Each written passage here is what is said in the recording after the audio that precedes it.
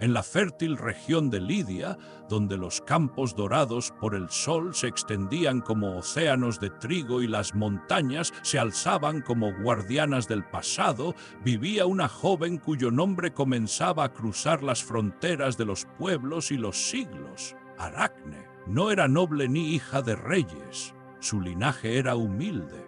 Su padre, Idmón, era un tintorero conocido por su destreza con los colores púrpuras, rojos y azules extraídos de las raíces y minerales. Los paños que teñía eran bien vendidos en las ciudades cercanas, pero lo que realmente había elevado el nombre de su familia no eran los colores, sino lo que Aracne hacía con ellos. Desde muy pequeña, Aracne mostró una habilidad inusual para el tejido. No necesitó maestra ni instrucción divina. Era como si sus manos hubieran nacido sabiendo cómo moverse entre los hilos, como si cada telar que tocaba respondiera a su voluntad sin resistencia. Sus dedos eran ligeros, veloces, incansables. Pero no era solo técnica lo que dominaba, tenía imaginación. Sus telas no eran meros mantos decorativos, eran escenas vivas, caballos galopando, olas que rompían sobre las rocas, rostros humanos cargados de expresión. Quien contemplaba un tapiz de Aracne sentía que estaba presenciando algo más que una obra artesanal. Era arte, era emoción, era incluso algo sagrado. La gente comenzó a venir desde muy lejos solo para verla trabajar. Mujeres, hombres, comerciantes y viajeros se detenían frente a la ventana abierta donde el telar de Aracne cantaba día y noche. Algunos se quedaban embelesados por horas, siguiendo con la vista cómo el diseño tomaba forma, un ala, una hoja, un rostro. Es un don de los dioses, decían muchos. Debe haber sido Atenea quien le dio ese talento, susurraban otros, temerosos de pronunciar en vano el nombre de la diosa de la sabiduría y las artes. Pero Aracne, joven e impetuosa, rechazaba esas ideas con una sonrisa firme. Ningún dios me enseñó, decía con naturalidad, todo lo que sé lo aprendí yo con mis manos, con mi paciencia, con mis ojos, y aunque la gente murmuraba ante tal audacia, no podían negarle razón. La joven no solo igualaba la belleza de los trabajos atribuidos a divinidades, los superaba. Algunos comenzaron a llamarla la hija de las Parcas, como si tejiera el destino mismo en sus hilos. Otros decían que Atenea bajaría un día del Olimpo para reclamarle semejante presunción, pero Aracne no temía, no porque no respetara a los dioses, sino porque en lo profundo de su corazón no sentía que su arte proviniera de ningún lugar más allá que de sí misma. Su taller se llenaba cada día de más visitantes. El sonido de su telar se volvió parte del paisaje de la ciudad. Su fama comenzó a ensombrecer a otras tejedoras, incluso a las sacerdotisas que trabajaban en los templos. La murmuración pronto se volvió juicio. El juicio, susurro de los dioses, y aunque Aracne no lo sabía aún, las palabras que pronunciaba con orgullo estaban ya ascendiendo al Olimpo, llevadas por el eco de quienes hablaban de ella. Allí, entre los mármoles sagrados y la niebla de la ambrosía, una diosa escuchaba, y en su corazón no hubo ira al principio, sino un silencio pensativo. Atenea pronto dejaría su trono, y el arte de Aracne, por bello que fuera, se pondría a prueba. A medida que los días transcurrían, el taller de Aracne dejó de ser un simple espacio de trabajo. Se convirtió en un templo del asombro, donde los hilos no solo formaban imágenes, sino que parecían contar verdades ocultas en cada pliegue. Los tapices que salían de su telar decoraban las casas de nobles, los salones de los magistrados y hasta algunos altares de templos, aunque su nombre no se asociaba con ningún dios. La joven tejía sin pausa, casi como si temiera que al detenerse pudiera perder el don que la había llevado tan alto. Sus manos se movían con ritmo perfecto, guiadas por un conocimiento que parecía venirle desde los huesos. La armonía de colores, la profundidad de las texturas, el realismo de las escenas, nada escapaba a su control.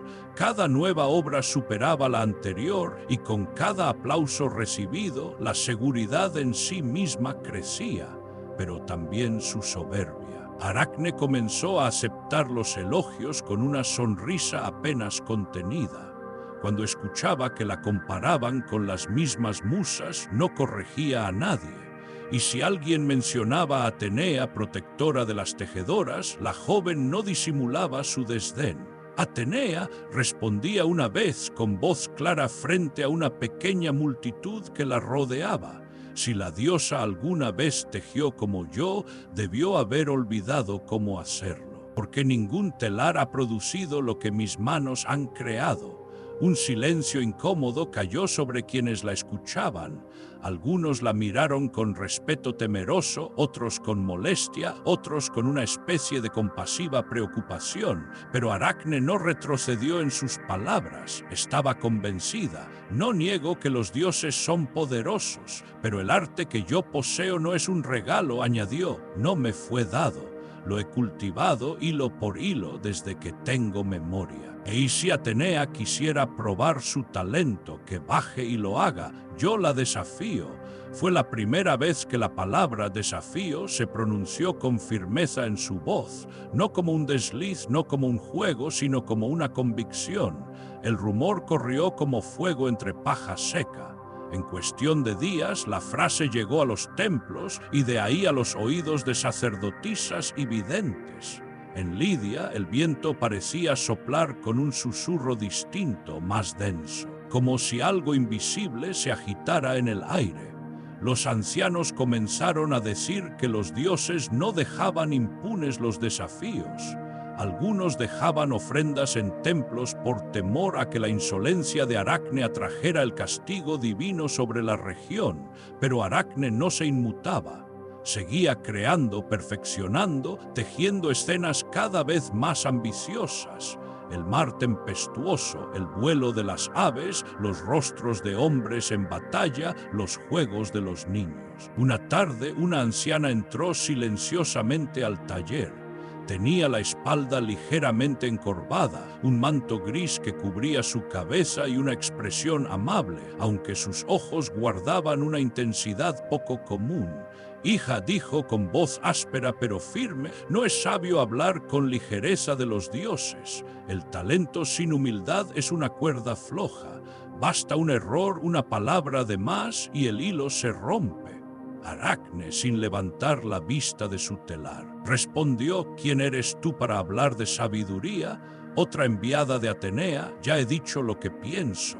Nadie me enseñó, nadie me guió. No debo mi arte a nadie más que a mí misma». La anciana la miró largo rato. Luego, con una leve inclinación de cabeza, habló por última vez: «Cuidado, Aracne. A veces los dioses escuchan cuando menos lo esperas, y cuando lo hacen, responden». Y con eso desapareció entre la multitud como un suspiro en el viento. Aracne quedó sola, con el eco de aquellas palabras rondando en su mente. Por primera vez en mucho tiempo, sus dedos titubearon sobre el telar. Esa noche el cielo se tornó más oscuro de lo habitual, no por tormenta ni por luna nueva. Era otra clase de oscuridad, como si una presencia descendiera desde el Olimpo, como si un duelo estuviera a punto de comenzar. La mañana siguiente amaneció con una calma inusual. Las calles de la aldea apenas vibraban con el bullicio cotidiano. El sol se filtraba a través de una capa fina de neblina y el aire tenía esa quietud peculiar que anuncia cambios. En el taller de Aracne, los hilos reposaban todavía sobre el telar sin ser tocados. Era raro verla dormida a esas horas, pero tras la conversación del día anterior con la anciana misteriosa, sus pensamientos no la habían dejado en paz. Al mediodía, cuando por fin reanudó su trabajo, las puertas del taller volvieron a abrirse para los curiosos. Algunos vecinos regresaban una y otra vez, fascinados por cada nueva escena que surgía bajo sus dedos. Otros llegaban por primera vez, atraídos por los rumores del desafío que la joven había lanzado a la mismísima Atenea. Y entre todos ellos, una figura distinta se abrió paso. La anciana que había visitado a Aracne el día anterior volvió a aparecer. Su porte seguía siendo humilde, sus ropas sencillas, su andar tranquilo, pero esta vez se detuvo sin titubeo justo frente al telar. Aracne alzó la vista al sentir su presencia y frunció el ceño, no con ira, sino con una mezcla de extrañeza y reconocimiento. «¿Tú otra vez?» La mujer la observó con paciencia. Sus ojos no eran de una anciana común, eran profundos, antiguos, como si contemplaran más de lo visible, como si midieran no solo la apariencia de las cosas, sino su esencia. «He venido a darte una última oportunidad», Aracne dijo con voz firme, clara como el agua de un manantial escondido. «Eres talentosa, eso nadie lo niega, pero tus palabras, tus desafíos, estás cruzando un límite peligroso». Aracne dejó el telar, se limpió las manos en su túnica y se cruzó de brazos. A su alrededor, algunos de los presentes dejaron de murmurar, el ambiente se tensó. «Si tu intención es asustarme con cuentos de castigos divinos, te equivocas. Ya lo dije y lo repito, si Atenea se siente ofendida, que venga ella misma. No temo su juicio. Si quiere una competencia, la acepto». «¿Estás segura?», preguntó la anciana sin alterarse. «¿Aceptas un duelo justo donde tú y la diosa midan su arte ante testigos?» Aracne sonrió, aunque algo en su interior tembló, pero era demasiado tarde para retroceder. «Lo acepto, aquí, ahora, que baje del Olimpo si se atreve». Entonces, sin más palabras, la anciana dio un paso atrás. Sus brazos se elevaron suavemente y un destello dorado recorrió su cuerpo. En un parpadeo, la figura encorvada comenzó a cambiar. La espalda se enderezó, el cabello canoso se volvió dorado como el sol. Las ropas sencillas se transformaron en una túnica resplandeciente, de bordes bordados con relámpagos y ramas de olivo. El silencio fue absoluto. Donde antes había una anciana, ahora estaba ella, Atenea, diosa de la sabiduría, del tejido, de la estrategia, hija de Zeus, la de ojos grises, la que no conoce derrota. Su sola presencia llenó el taller con una solemnidad que ninguna palabra podía describir. Los presentes cayeron de rodillas o bajaron la mirada, temerosos de haber presenciado un momento sagrado. Solo Aracne permaneció de pie pálida, con el corazón latiendo como un tambor, pero sin retroceder. «Has pedido un duelo», dijo Atenea, «y lo tendrás, frente a todos, sin trucos ni bendiciones. Tejamos, Aracne, mostremos lo que cada una lleva en sus manos y en su alma». 2 telares fueron preparados, uno al lado del otro. El de Aracne, que siempre había sido su única herramienta, y otro que apareció entre luces suaves, tejido por el propio poder de la diosa. Los presentes, si los hubo, huyeron o se ocultaron al ver la revelación. Aracne no dio un paso atrás. «Sabía que no eras una simple vieja», dijo, conteniendo apenas una mezcla de temor y orgullo. «Y bien, ¿aceptas el desafío?». Atenea, sin una palabra, se acercó al telar dispuesto. Su silencio era más severo que cualquier reproche, y con gesto solemne colocó sus dedos sobre el hilo. 2 telares, 2 voluntades, una competencia sin precedentes entre la diosa del arte y la mortal que se atrevía a cuestionarla.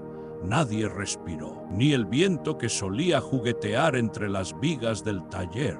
Hasta las arañas que tejían en los rincones parecían haberse detenido expectantes. La diosa comenzó su tapiz con la precisión de quien conoce el tejido del mundo. Su hilo se movía como si respondiera a una música sagrada. Cada punto era armonía, cada color un tono exacto de eternidad. Su obra mostraba el triunfo de los dioses sobre los mortales que osaron desafiarlos. En el centro, dio su propia victoria sobre Poseidón, reclamando a Atenas como suya al hacer brotar el olivo eterno. A los lados tejió figuras de reyes y reinas castigados por su insolencia, Ródope y Emas transformados en montañas por compararse con los dioses, Penteo despedazado por desafiar a Dionisio, Níobe petrificada por su arrogancia ante Leto. La composición era solemne, sagrada, equilibrada como una constelación. Era un canto a la supremacía divina, y no había error alguno. El hilo fluía con tanta perfección que era casi imposible discernir dónde empezaba un color y terminaba otro. Atenea se apartó sin hablar, dejando su obra flotando como si no dependiera del telar. Entonces fue el turno de Aracne. Tomó el hilo con manos firmes. En sus ojos ya no había duda, ni siquiera rabia, sino un fuego sereno. Su arte, a diferencia de la diosa, no surgía de la eternidad, sino de la vida. Era humano, ardiente, imperfecto en su origen y perfecto en su ejecución.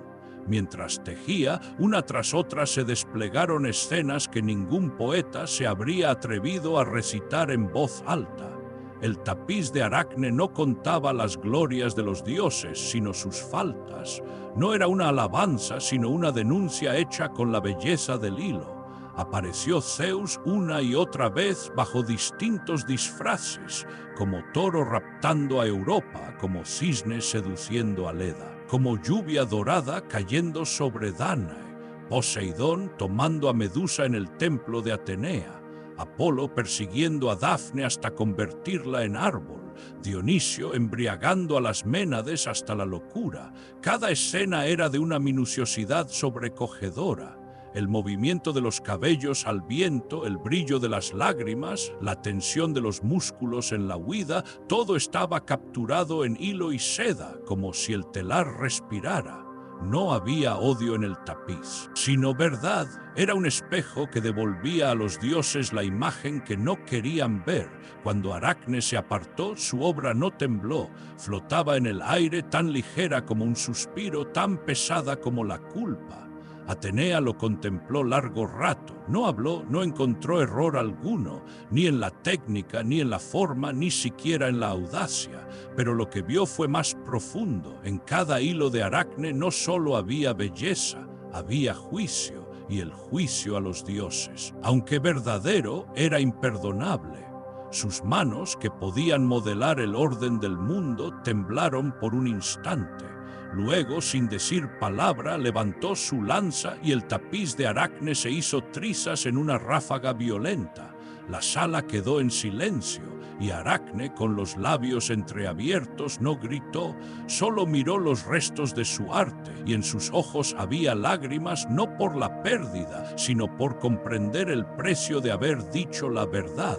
Atenea respiró hondo. Su castigo no había concluido. «Ahora viene lo que sigue», murmuró la diosa con un dolor extraño en la voz.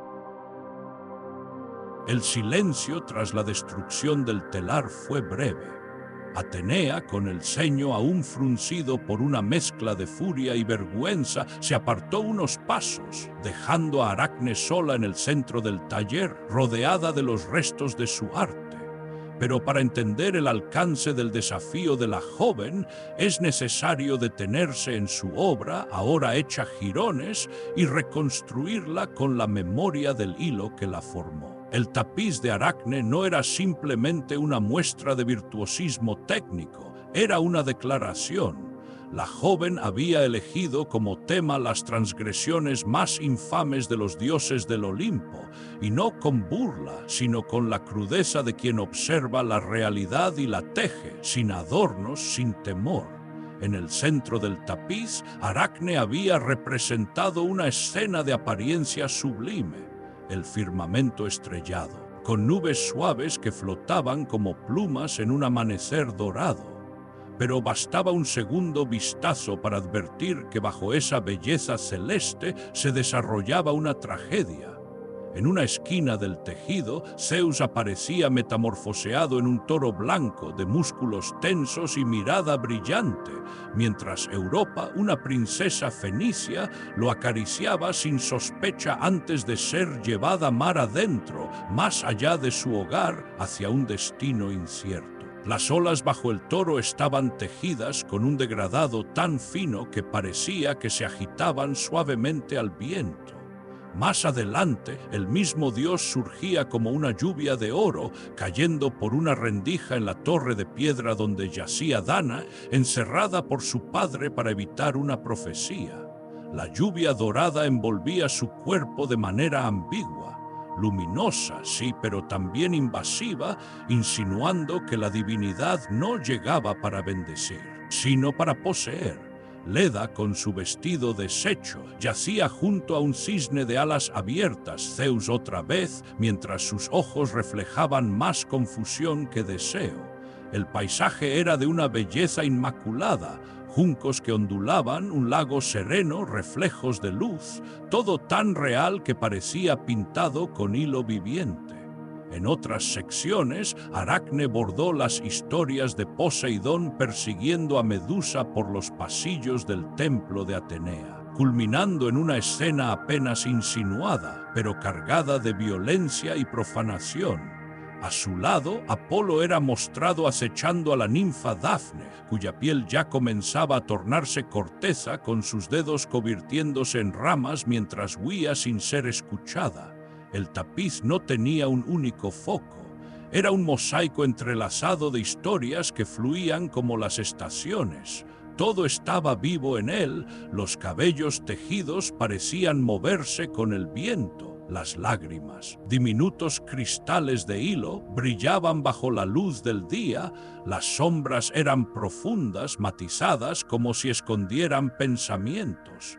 Pero lo más impactante no era la representación de los hechos, sino la humanidad que Aracne imprimió en los rostros de las víctimas. Cada una tenía una expresión distinta: miedo, resignación, rabia, incomprensión.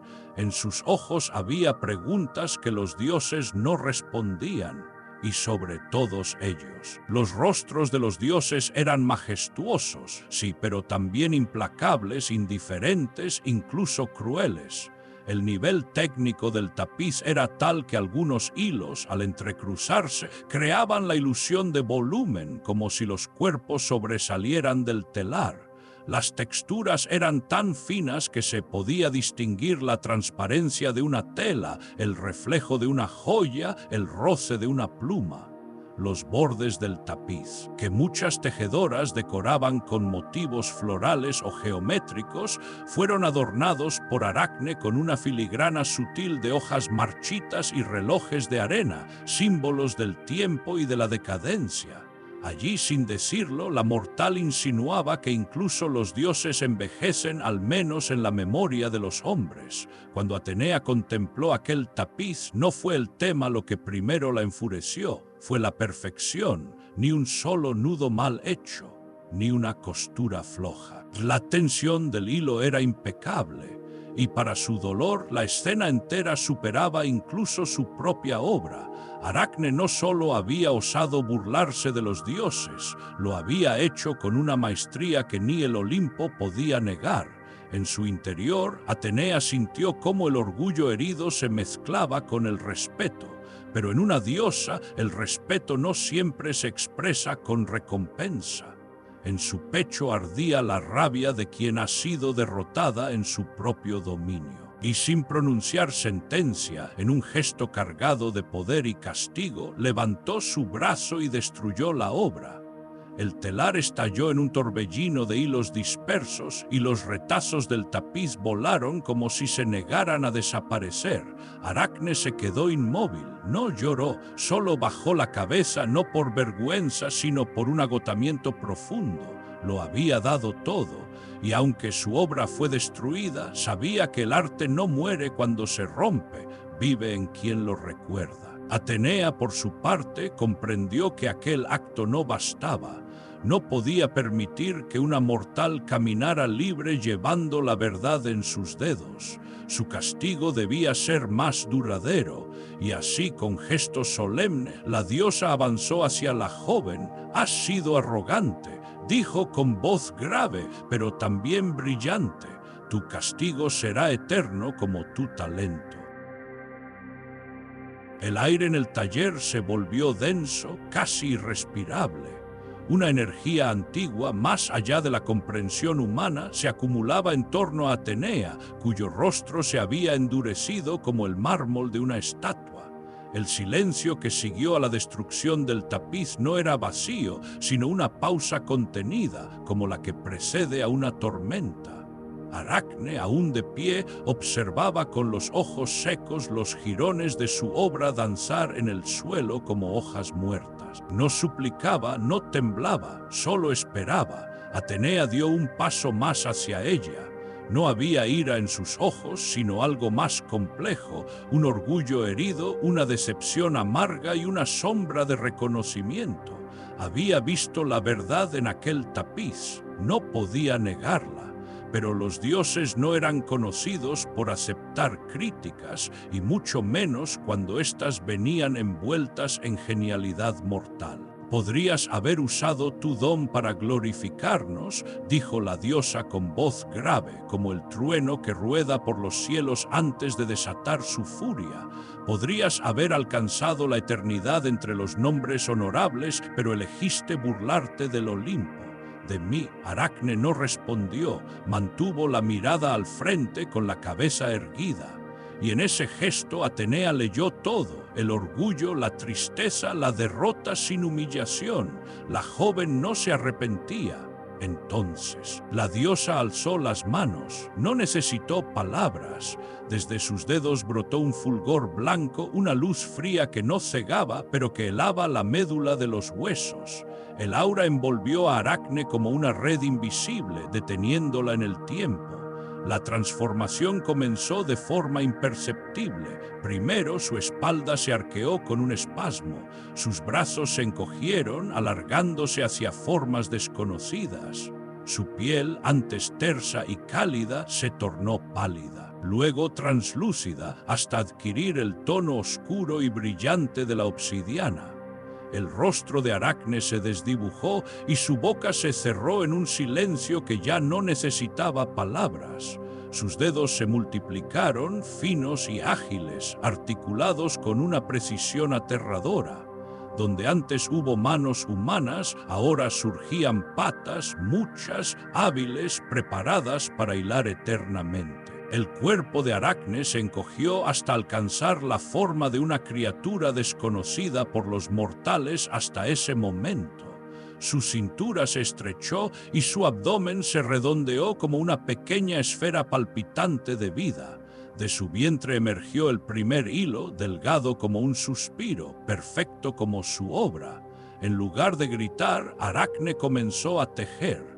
Con movimientos casi rituales, suspendida en un rincón del techo. Comenzó a formar su nueva obra, una red perfecta, simétrica, firme, un tapiz etéreo entre los hilos de la noche.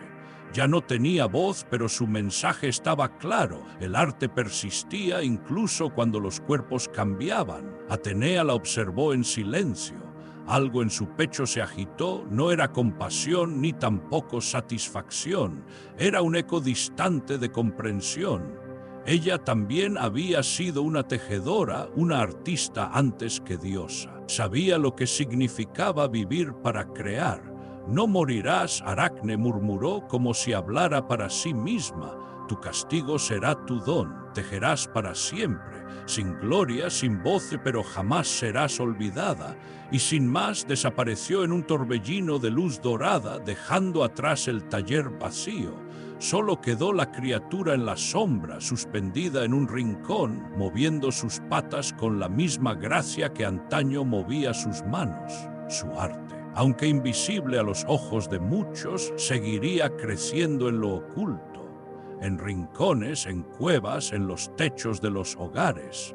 Y cada hilo, cada telaraña sería un susurro del pasado, un canto silencioso de una joven que desafió a los dioses y fue condenada, sí, pero también inmortalizada. Con el taller en penumbra y los restos de hilos aún flotando en el aire, el mundo se volvió más silencioso, como si contuviera el aliento. Allí, en la altura de una viga de madera, una pequeña figura se balanceaba con movimientos pausados, precisos, casi meditativos. Ya no quedaba rastro del rostro humano de Aracne, ni de su cuerpo joven, ni de sus ojos llenos de fuego. Pero en su nueva forma algo persistía, la esencia misma de su alma. La araña no era una criatura común. Sus patas se desplazaban como si llevaran siglos tejiendo, y el hilo que brotaba de su vientre era tan fino y resistente como aquel que antes nacía de sus manos humanas. Tejía con instinto, sí, pero también con memoria, como si cada movimiento de sus patas recordara los gestos antiguos, las horas pasadas frente al telar, el susurro del tejido al ser formado. Nadie había visto jamás una criatura así. Las bestezuelas del mundo eran conocidas, pero esto era nuevo, algo entre lo divino y lo condenado, un ser nacido de la ira de una diosa y del arte de una mortal. La metamorfosis no fue solo física, sino también simbólica. Donde antes Aracne tejía para la alabanza o la provocación, ahora tejía porque no podía dejar de hacerlo. El impulso de crear la habitaba como una necesidad vital, tejía para llenar el vacío, para no olvidar. Las primeras telarañas comenzaron a aparecer en los rincones olvidados del mundo, en las ramas altas de los robles antiguos, entre las grietas de los muros derruidos, bajo los aleros de los templos, y en cada una de ellas el mismo patrón sutil, una geometría perfecta, una simetría inquietante, como si cada red fuera una firma, una pequeña muestra del genio que una vez vivió en forma humana. Con el paso del tiempo, las gentes comenzaron a notar estas telas misteriosas. Les asombraba su delicadeza, su precisión. Nadie podía replicarlas. Los más sabios, los que aún recordaban las leyendas, comenzaron a hablar en voz baja de una muchacha que había osado desafiar a los dioses. El mito de Aracne empezó a tomar forma, pasando de boca en boca, de generación en generación. Algunos decían que aún podía verse su espíritu en ciertos lugares, que cuando el sol golpea las telarañas en la mañana y éstas brillan como hilos de oro, es Aracne recordando su obra perdida. Otros aseguraban que su alma, encerrada en cada araña, aún observaba a los hombres con ojos antiguos, con una inteligencia que los cielos no lograron borrar.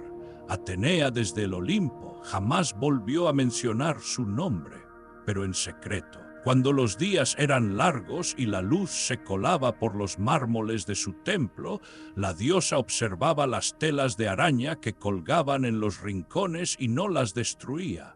A veces las miraba durante largo rato en silencio, y en esos instantes tal vez recordaba, porque el castigo había sido implacable, pero en él también vivía un tributo. El arte de Aracne no murió, cambió de forma. Se deslizó al mundo por los caminos del silencio y lo oculto. Y desde entonces, cada vez que una araña hila su tela en la noche, cada vez que una red resiste el viento o atrapa la luz del amanecer, la historia vuelve a contarse. El nombre de Aracne vive en ellas, no como reina, no como víctima, sino como tejedora eterna. Gracias por acompañarnos hoy. Si disfrutaste de esta historia, suscríbete para más aventuras. Activa la campanita para recibir notificaciones de nuestros próximos cuentos. Déjanos un comentario abajo con tus sugerencias para nuevas historias. Hasta pronto.